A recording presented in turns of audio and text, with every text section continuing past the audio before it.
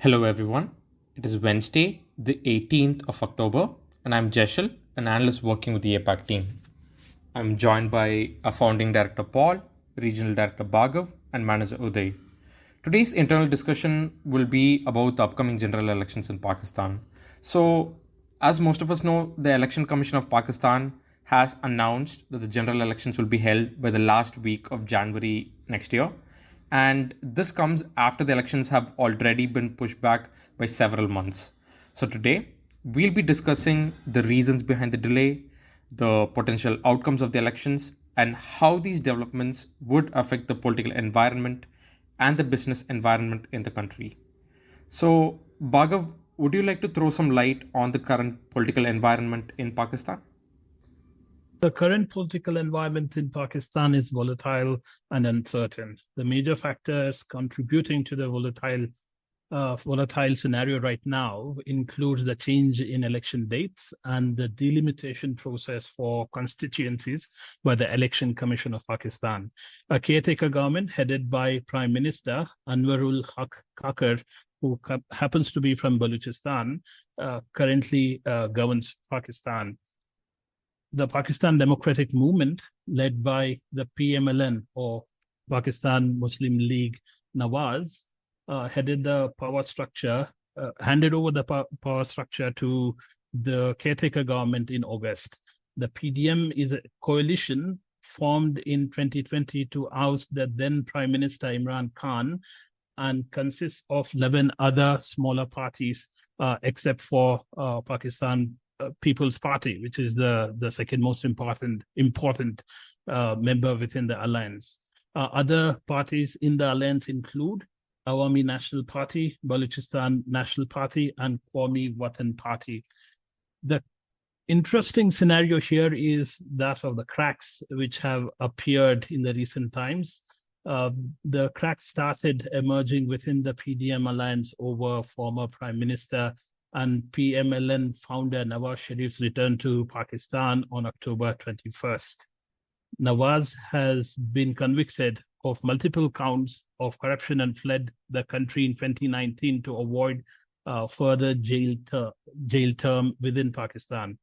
The Pakistan Muslim League Party has vowed to continue support for the Nawaz's return and has planned to make him a key part of their electoral campaigns.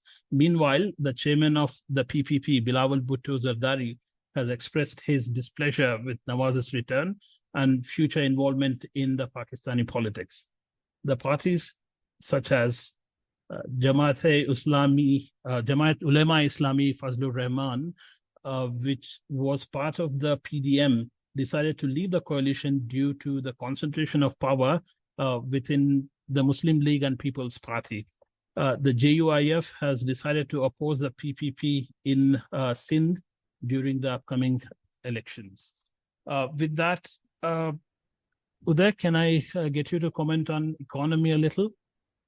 Yeah, just before that, I'd like to expand on some of the things you're saying to look at the kind of outlook from the political elections of all the actors that you mentioned.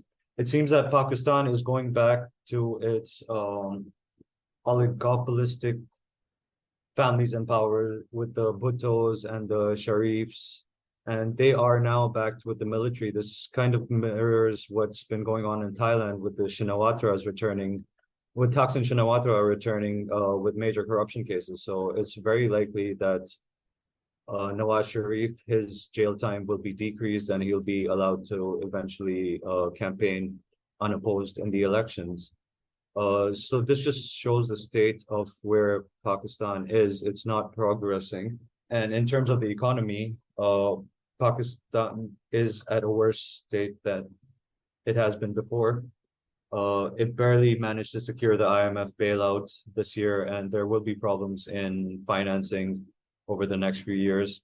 The Chinese investment in BRI in the China-Pakistan economic corridor is also decreasing or stalling because of the rising insecurity across the country, which is fueled by the economic factors underlying this.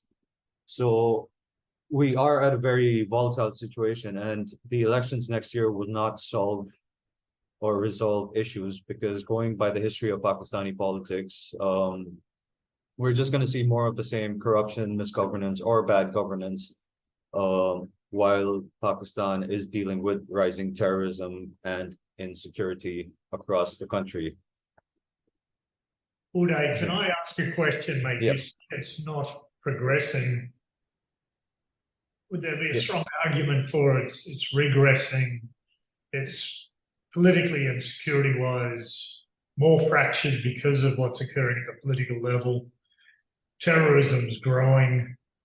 The typical partners or the historical partners of note, China, but also international lending institutions no longer have any faith in propping them up. Is it potentially regressing to a failed state, or can the so-called military, but let's call them a political faction with arms, can they maintain security, or is Pakistan ultimately doomed? Well, that's a good question. At this point, I will say it's definitely regressing.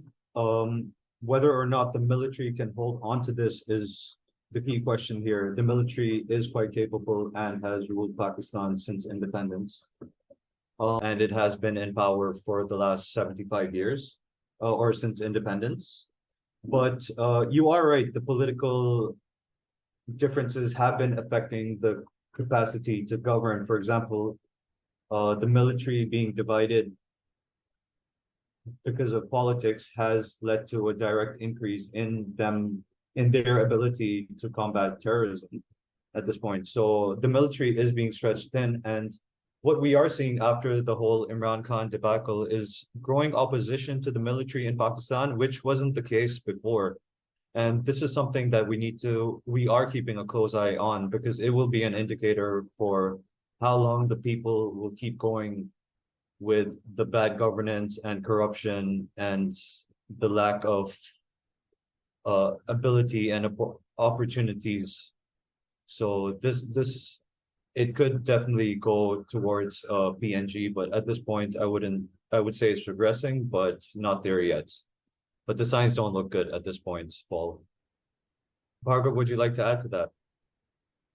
I must agree with you there. So a very important point here, like you mentioned, is the military. It definitely acts as the cornerstone or the backbone of the country, which holds all the provinces and different stakeholders together. At the same time, when the country moves towards a democratic governance structure, with one of the parties taking the center stage or being dominant, like we saw in Imran Khan's case, military swings back into the political scenario and allegedly orchestrates an ouster of the incumbent prime minister through popular movements around Imran Khan, through the opposing political parties. So that's something which hasn't really gone away from the political scenario, and possibly one of the key factors leading to the downfall in terms of security as well as the economy. There is no investor trust within the economy, and the Chinese also seem to be bailing on Pakistan now that the US is no longer in Afghanistan, strategically speaking. Yeah. One thing that's interesting here is that there is decreasing investor confidence, but Pakistan is trying to push the Reko-Dik project in Balochistan ahead, because that would be a major source of revenues. Now, at this time, there's not many risks. There are many risks in Balochistan against resource and mining companies and Chinese interests, and these risks are expanding. It's not unfeasible to see in the long run that they would want to eventually target the Reko-Dik project because of how big it is, even though there's not been much development on the project thus far. So that's something that could develop over the next few years. And, even big Western mining corporations like Canada's Barrick Gold could be targeted, just as Chinese investors are targeted in Balochistan. So the government's inability to maintain maintain security and the military's inability is really hindering a lot of investment in the country. Uday, I want to raise the whole Reko Diq case, mate. I mean, it's still a source of a major ongoing legal case between the government of Pakistan and I think it was the Tethian Copper Company. I mean, only a company that is either blindly thinking it's going to get a high margin because of the high risk, or a very ignorant risk management team would actually go in there amidst what is fundamentally two major issues. Of course, the latest governments don't see themselves as being liable for previous governments' issues, and the current government is unlikely to maintain a secure environment for any foreign investors. I think in lies there are very important indicators that serious security triggers are coming.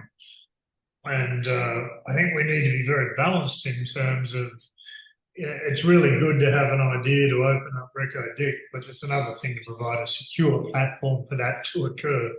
And I think it'd be very bold for any risk company, despite how big and how clever they think they are, to invest in Pakistan, not only given Pakistan's insecure environment, but the tragedies have already hit the resource sector, particularly in the Balochistan area, but also the fiasco that Reko Diq has been historically. Yeah, definitely, Paul. I'd agree to that, and I'd add that with an incoming government, which will likely be linked to the Sharif's party or the Bhutto's party, we're going to see a lot more of the corruption coming out also, because these parties have been allowed to come back. In 2018, the military supported Imran Khan against the PMLN, and now it's supporting PMLN against Imran Khan.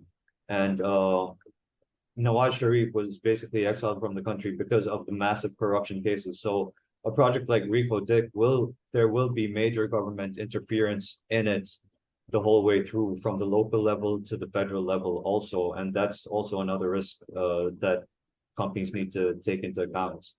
And up until now, we're only really looking at the problems created by politics, but communal armies like the Balochistan, can't remember the name, is it Liberation Army?